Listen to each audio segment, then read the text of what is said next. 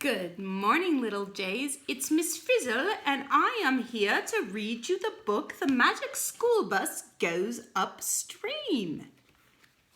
Are you ready? Here we go.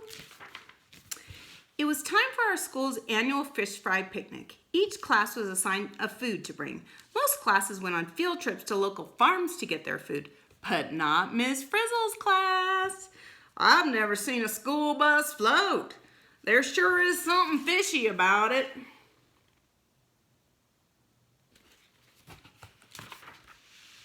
Our class does things a little differently.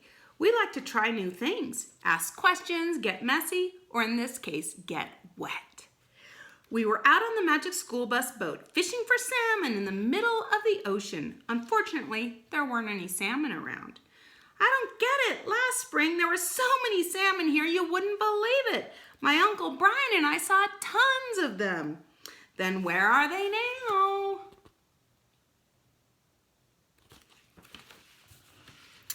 We were getting nervous. If we didn't catch anything, the fish fry would be ruined. You promised fish, Ralphie, when you organized the picnic and the baseball game, Wanda insisted. Ralphie's face turned red. I know, he answered. Let's stick it out a little longer. We have to catch something. Suddenly, Ralphie felt a big tug on his fishing line. It must be a monster. A whale of a meal coming up. Help! Ralphie had a big one on his line. It took all of us to pull it in. We tugged really hard. The bus boat rocked back and forth. Water splashed high in the air. Finally, we heard a thud. We'd done it.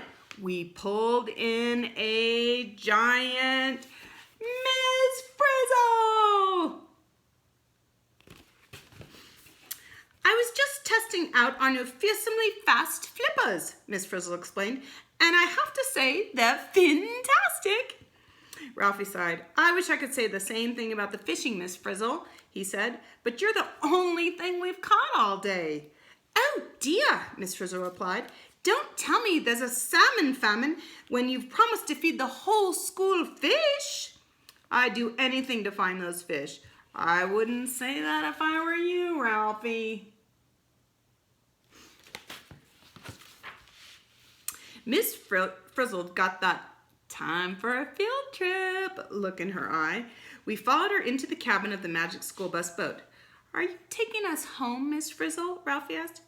Let me put it this way, Ralphie. When your salmon have got up and gone, it's time to get up and go, Miss Frizzle exclaimed. Hit it, Liz! Liz pulled down a lever on the dashboard. The bus boat spun around in the open sea. Its headlights bulged like giant eyes. It grew fins and a tail. Obviously, the bus wasn't going back to school just yet. But where was it going? Wait a minute, we're supposed to look for salmon, not become one. Actually, class, the bus hasn't turned into a real salmon, Miss Frizzle told us as she popped a disc into a computer on the dashboard. But with this new microbus software, it will think it has. This disc programs the bus to have a brain and a memory, just like a salmon. It will go wherever your salmon went, Ralphie. There were computer monitors all over the bus. Those are microbus windows, Miss Frizzle explained. They let us see what the bus is thinking.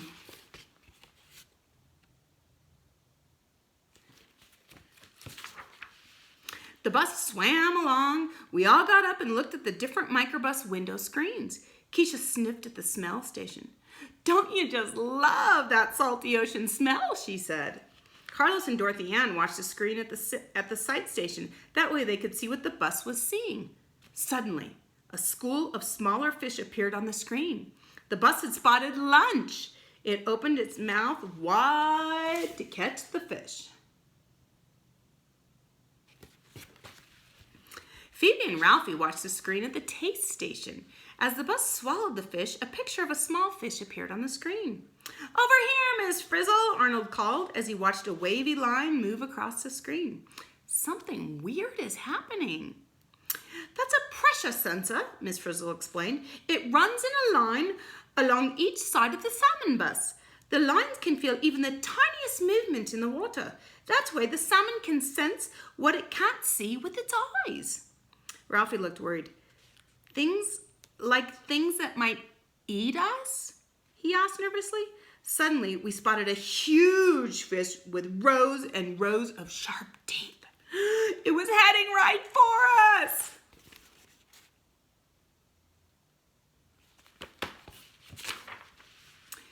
Excuse me, Miss Frizzle, but we're out of here, Ralphie cried. He raced to the dashboard, turned the steering wheel, and pressed his foot against the gas pedal. Nothing happened. The gas pedal doesn't work and the steering wheel won't turn, Ralphie said. Of course not, Ralphie, Miss Frizzle replied. We're not in control anymore. The bus is. It's thinking like a salmon. We're finished, Carlos declared. Come on, even a salmon has to take chances, make mistakes, and get eaten!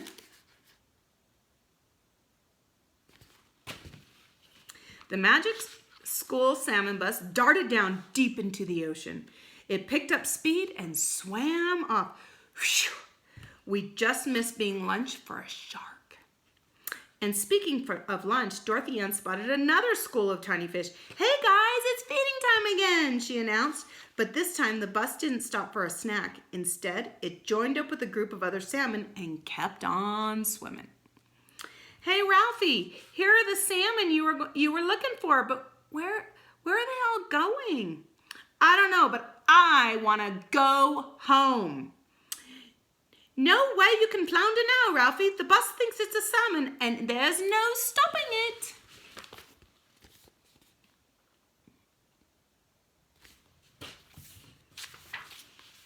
Dorothy Ann flipped the pages of her notebook.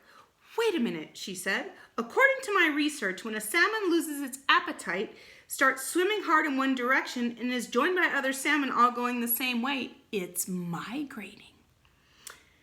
You mean like birds in the fall? Keisha asked. But where are we going? I don't care where we're going. How do we stop? It says here that some animals that migrate travel thousands of miles, Dorothy Ann continued, and it can take months. Which means we might make it back in time for our senior picnic, Carlos added. Ralphie jumped up excitedly. I have a plan! We'll just go outside and turn the bus around. Miss Frizzle nodded and walked across the bus to a closet. She pulled out 4 pairs of bright orange flippers. Don't go without your flippers, she said. They might come in handy.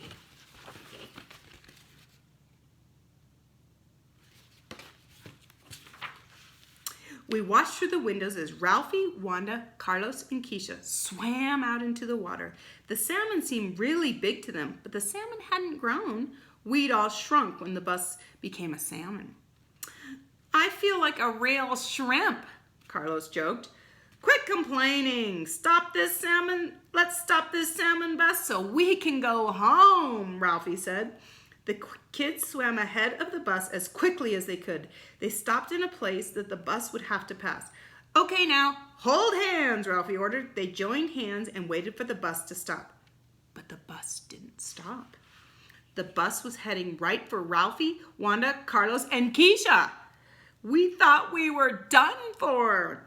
But just as the bus was about to flatten them, it dived down deep into the water and swam beneath them. Wanda watched as the bus swam off. Now what are we going to do? She asked Ralphie. There's only one thing to do, Ralphie answered. Catch the bus and stop it. Look out, we're gonna be salmoned.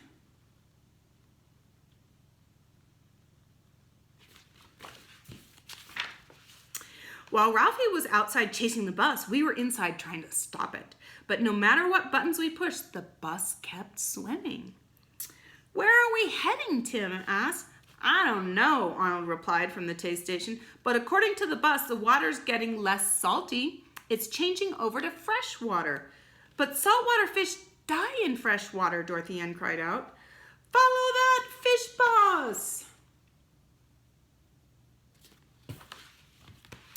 Miss Frizzle did not look nervous. Then again, she never does.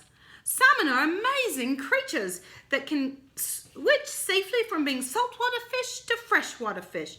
A perfect flip-flop, she exclaimed. Tim glanced through a porthole. It looks like they go through other changes too, he said, as a school of salmon swam by. The male salmon had grown humps on their backs and had hooked jaws. The females had big puffed up bellies. Suddenly the salmon bus's belly puffed up too. Now we knew which type of salmon the bus was, a female.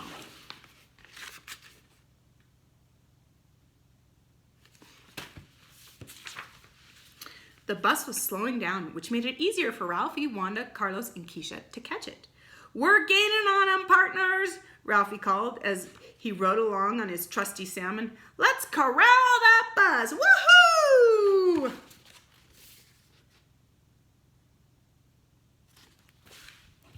But the bus had already stopped.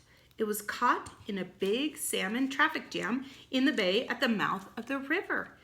It's as if we're waiting for something, Tim said. Right as rain, Miss Frizzle replied. The river is low and there's not much water coming down. River? Carlos asked. You mean we swam all the way from out in the ocean to a river? For what? Maybe the salmon are waiting for the river to rise, Phoebe said. Just then, it started to rain. Suddenly, a seal leaped into the water. It was hungry for salmon. What if the seal grabbed some small swimming kids or a salmon-shaped bus instead? Oh, my old school bus. We sat in highway traffic. I wish I went to your old school. Sigh.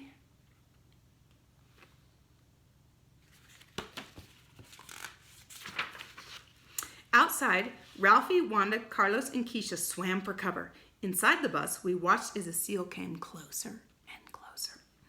Then the seal grabbed a nearby salmon and darted off. Whew. Phoebe sniffed the air. What's that smell? She asked. It reminds me of something, somewhere. If I were a fish, I'd follow that smell anywhere. I don't recognize it, Arnold said, but I think the bus does. Just then, we heard a loud banging on the side of the bus. Ralphie, Keisha, Wanda, and Carlos wanted us to let them in. But before Liz could open the hatch for them, the bus swam forward. It was following that smell.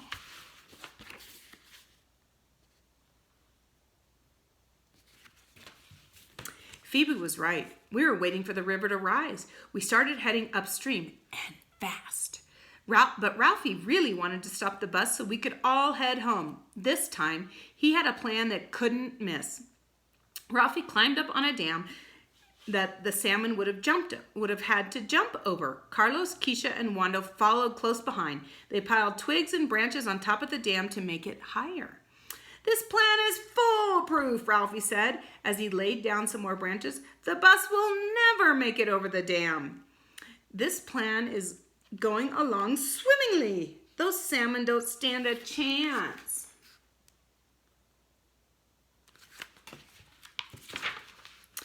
The bus swam up to the dam.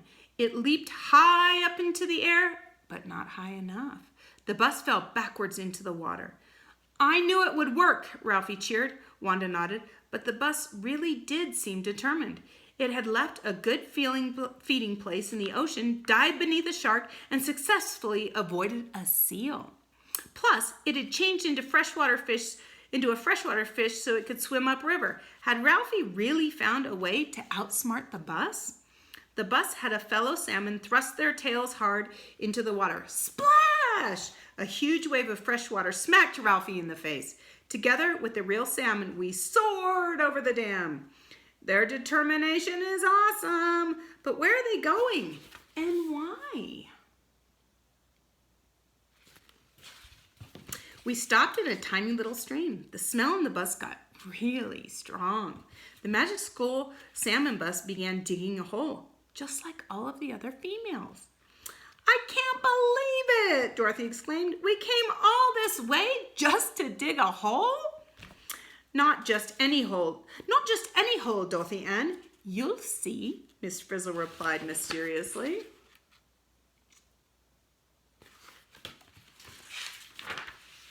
Ralphie, Wanda, Keisha, and Carlos banged on the hatch of the bus. We're finally done, Miss Frizzle, Ralphie said.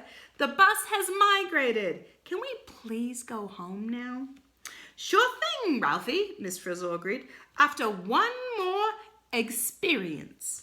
A chute opened on the side of the bus, but instead of letting Ralphie, Keisha, Carlos, and Wanda in, it let the rest of us out. Holy mackerel! The bus had just laid eggs and we're in them. I guess the yoke's on us. We finally knew why female salmon migrate, to find a place to lay their eggs. What we couldn't figure out was why the males migrated. So we did what Miss Frizzle's always telling us to do. We asked questions. Excuse me, sir, Carlos asked a male salmon. We were wondering, any particular reason why you're here? The salmon didn't answer. He sprayed us with something that looked a little cloudy in the water. There's your answer, Carlos. What? He's some kind of car wash?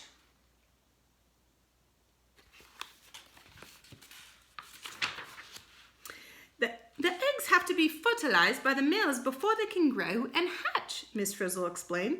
Suddenly, the bus began to use its tail to cover us with gravel. The bus is burying us alive, Wanda cried out. It must be okay. The real salmon are burying their eggs too, Tim assured her. Miss Frizzle hit a green switch. I'm going to speed things up a bit. It's time to hatch, she announced. Becoming an egg, okay. Getting fertilized, okay. Getting buried alive, not okay. I knew I should have stayed home today. Before long, we hatched out of the eggs. We were born! Being little salmon was really great. We were safe in our shallow stream and there was plenty of food. How did the salmon know about this place, Ralphie asked.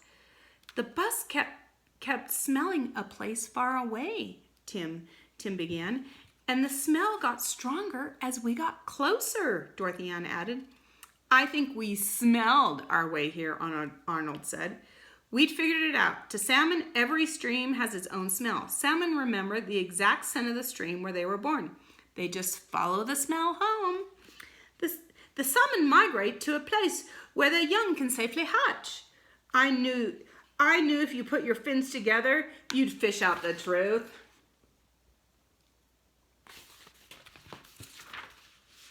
We knew that once the salmon got a little bigger, they'd have to migrate back to the ocean, where there was plenty of food and room to grow. Luckily, we didn't have to migrate again. Miss Frizzle opened a hatch on the bus. We swam in and became kids again. The Frizz pushed another button and the bus changed from a salmon to a goose. We flew home in style. The other classes were just about to give up on us when we arrived at the fish fry. We're here, Ralphie called, with potato fish fries for all. The other kids looked at him strangely. We found salmon, Ralphie explained, but they were making a journey so incredible, we decided to let them be.